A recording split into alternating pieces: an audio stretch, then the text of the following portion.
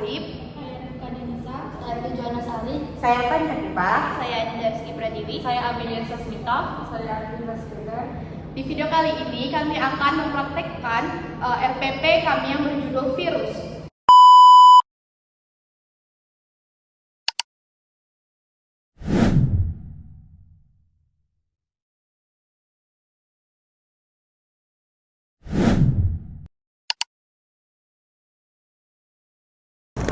Selamat siang anak-anak. Siang, Ibu. Sebelum memulai pembelajaran, marilah kita berdoa menurut agama dan percaya kita masing-masing. Doa dimulai. Doa selesai. Ibu absen dulu ya. Baik, Bu. Adinda, Ibu. Amelia, Alfi, Rifka, Najwa, Ibu. Vio. Bu.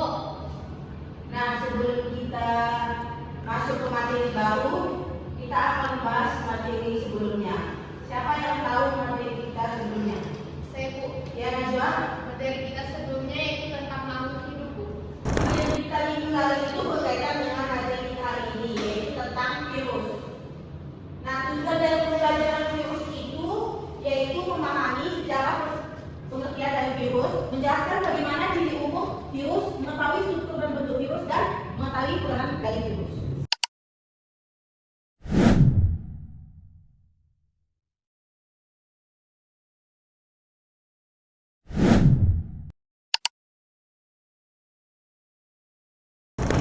Nah, apa itu virus, Bu? Virus itu yaitu adalah partikel yang sangat kecil yang dapat menyebabkan infeksi pada berbagai organisme, termasuk manusia, hewan, tumbuhan, dan bahkan bakteri sekalipun. Nah, makanya mereka itu disebut sebagai parasit yang tidak bereproduksi sendiri tanpa menginfeksi sel inangnya. Nah, virus pertama kali diartikan sebagai racun, gen yang berpetualang, dan agen yang berguna. Jadi anak-anak, ini adalah tokoh-tokoh sejarah penemuan dari virus. Yaitu yang pertama yaitu Adolf Meyer pada tahun 1883. Dia ilmuwan yang asal Jerman. Yang kedua yaitu Dmitri Ivanovsky pada tahun 1892. Ilmuwan ini berasal dari Rusia. Yang ketiga yaitu Martinus Pigeon 1898. Ilmuwan ini berasal dari Belanda. Dan yang terakhir yaitu Werner Meier pada tahun 1935. Ilmuwan itu berasal dari Amerika. Tetapi sebelum kita lanjut, Ibu lihat Kak kalian tidak serius dan tidak fokus untuk menjalankan pembelajaran dari Ibu ini. Jadi, ya maklumlah karena siang, Ibu tahu jauh-jauhnya ngantuk. Jadi sebelum itu kita akan melakukan SPK supaya kalian semangat lagi belajarnya.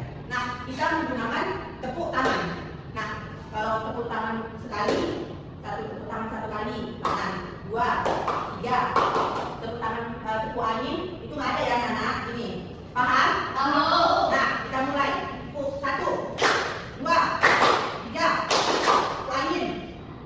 Nah, tepuk 3, 1, tepuk angin, tepuk 3.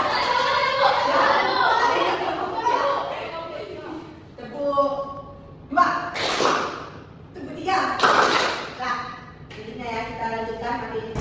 Dari penjelasan Ibu tadi, Ibu rasa kalian sudah paham ya anak-anak? Paham, Bu. Jadi Ibu akan membagi kalian menjadi 3 kelompok. Nah, setiap kelompok itu akan Ibu berikan soal. Nah, dari soal itu kalian akan menjawab soal yang Ibu beri ini. Tapi perwakilan kelompok, tapi Ibu akan berinya secara acak. Jadi pastikan kalau kalian tahu jawabannya, ya. Ibu akan memberikannya.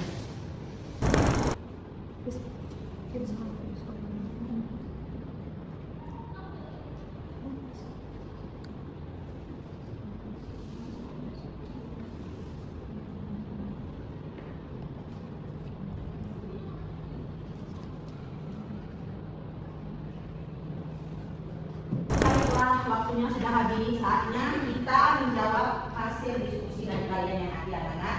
Nah, yang pertama dari kelompok tidak. Silakan.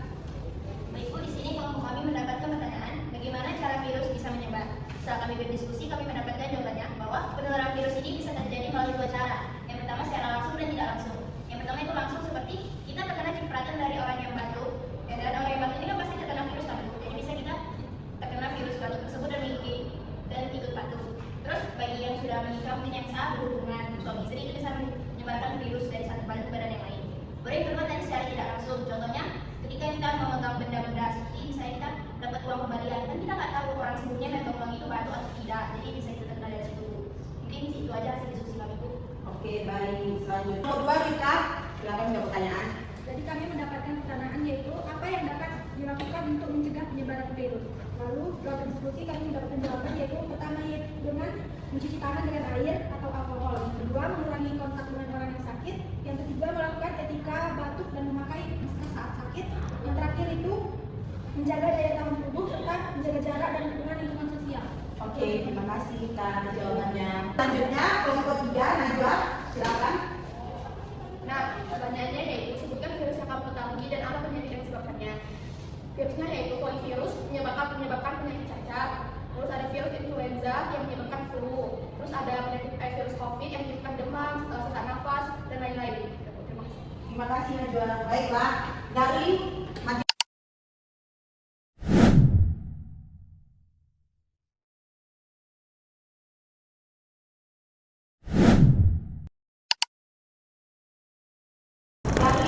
materi kita ini, siapa yang dapat menyimpulkan tentang virus? Ya, Najwa? Nah, virus itu adalah partikel yang sangat kecil, bahkan dia lebih kecil dari bakteri.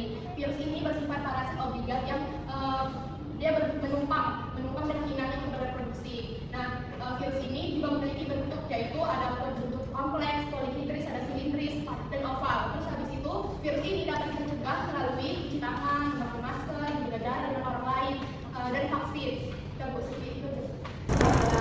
Jam pelajaran kita mau habis, jadi Ibu tutup saja. Sebelum mengakhiri pembelajaran, marilah kita berdoa menurut agama dan kepercayaan kita masing-masing. Doa dimulai. Berdoa selesai. Nah, baik, jangan lupa ya anak-anak, nanti catatannya di minggu depan. Terima kasih. Baik, terima kasih Bu. Sekian praktek pembelajaran FPP pada video kali ini. Semoga bermanfaat. Bye-bye.